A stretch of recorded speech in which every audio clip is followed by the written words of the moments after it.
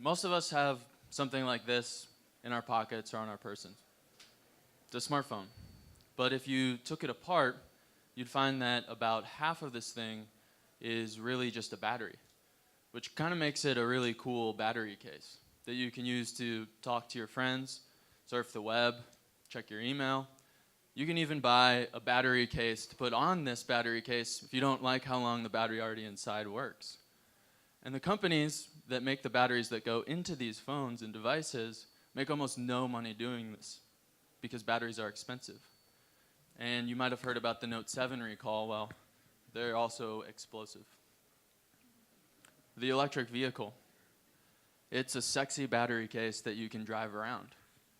About a third of the price of a Tesla Model S, about a third of its weight is made up of the battery. This is a battery case on wheels. There's a clear need for lower cost, higher energy, and safety in our energy storage. Now, today's best energy storage device, the lithium-ion battery, is about the same as it was 25 years ago when it was first commercialized by Sony. We still use a graphite negative electrode, an oxide positive electrode, and improvements have come incrementally because we've gotten really good at putting more of the same stuff in different packages. But what if we want to make a non-incremental improvement? We can quite literally put energy in a bottle and carry it around with us, which is amazing. But how do we make that accessible? We have to change the materials inside the battery. And my company, SiILion, is doing that, using a system-centered approach to redesign the material composition of lithium-ion. We use a silicon anode, which is the most energy-dense negative electrode in the field. And these are some pretty pictures of some of the silicon architectures we can make. Now, there's a lot of companies trying to put silicon in lithium-ion batteries, but they're focusing on the silicon material itself, using complex and often expensive material modifications. We focus on the electrolyte that interacts with the silicon, the charge-carrying juice of the cell. And by changing the electrolyte chemistry, we completely change the chemistry of the battery. And the key is in the interface, how these materials interact with each other and the chemistry that goes on between them.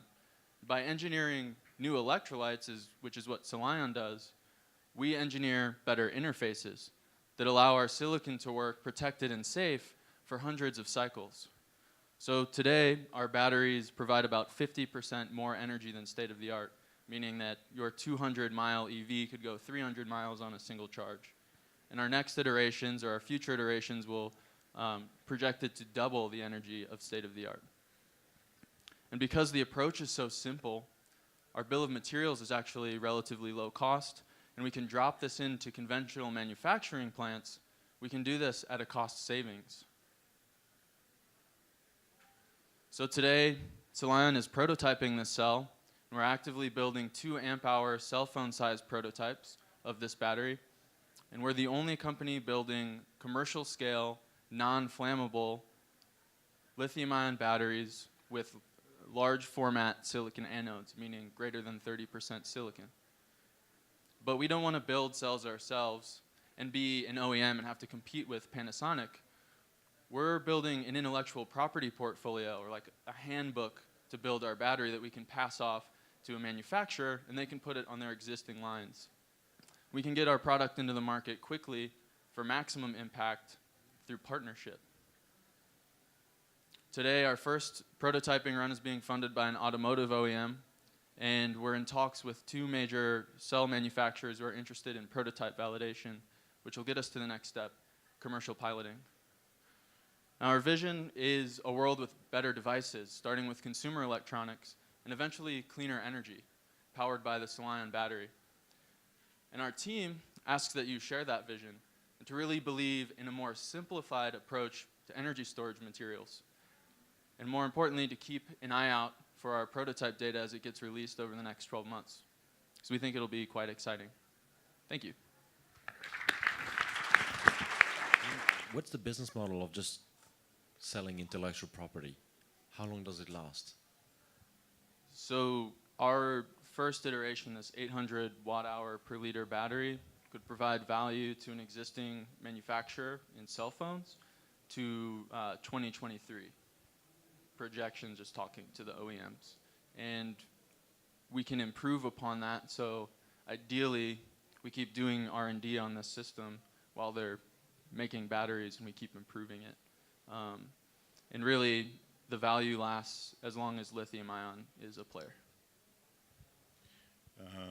You mentioned two critical parameters like energy density, safety.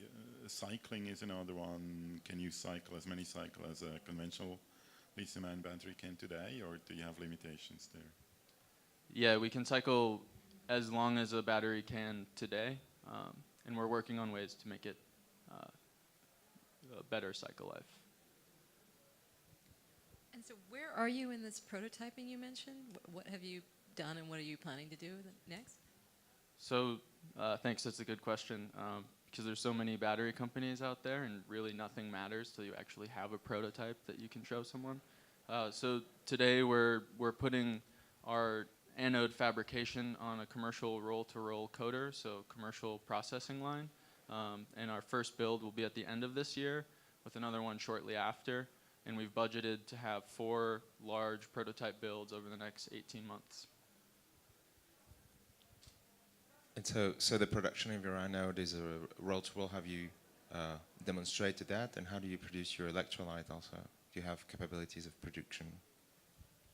Yes, so our electrolyte is mixed the same as a conventional process, just different materials, ionic liquids, and we're working with some French companies actually to validate that will scale.